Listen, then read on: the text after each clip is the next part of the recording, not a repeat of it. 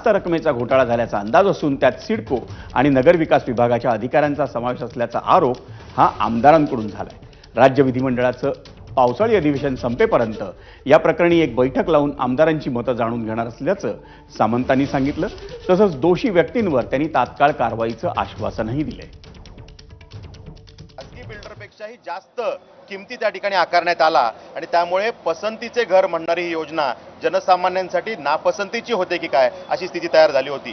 त्यामुळे अनेक नागरिकांनी त्या ठिकाणी निवेदनं दिली, त्यांची भावना तीव्र होती। त्यामुळे या विषयाची लक्षवेधीच्या माध्यमातून मी सरकारचं लक्ष वेधलं, सिडकोचं लक्ष वेधलं आणि यामध्ये या घरांच्या किमती तातडीनं कमी केल्या पाहिजे। सिडको काही प्रॉफिट मेकिंग ऑर्गनायझेशन नाहीये, जनसामान्यांना परवडणारी घरं देणं हे सिडकोचं मूळ उद्दिष्ट आहे आणि त्यामुळे घरांच्या किमती कमी केल्या पाहिजेत ही त्या ठिकाणी आम्ही मागणी केली।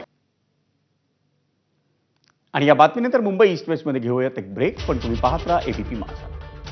प्रस्तुत करते MBBS प्रवेशासाठी 26 वर्षांची परंपरा, एकच